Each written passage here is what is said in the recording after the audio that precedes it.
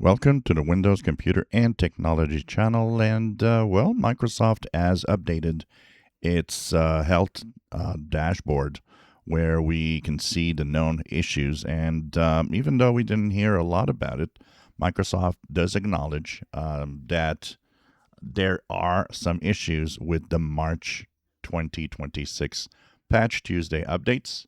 So they're mentioning that Microsoft account sign ins might fail for Microsoft Teams, free and for many different apps, including Microsoft Edge, not able to log into a Microsoft account, and several of the core apps of Windows.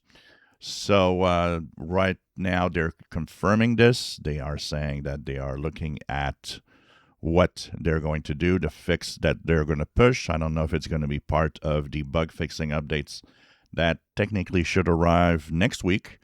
If not, this is something that might be fixed on next Patch Tuesday.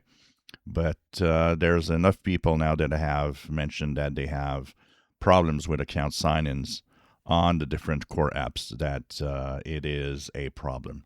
So this has happened after the install on Windows 11 of the Patch Tuesday update, which is, of course, the famous update KB 507-9473.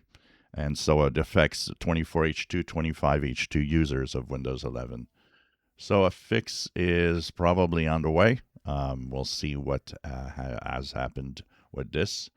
It says here only sign-ins using Microsoft accounts are affected. Businesses using Microsoft Entra ID do not experience the issue. So this is really a Microsoft account problem with apps not able to sign in. Apparently, some people say that the apps might actually respond with an error message saying that there's no internet connectivity. If you enjoy my videos, please subscribe, give us thumbs up. Thank you for watching.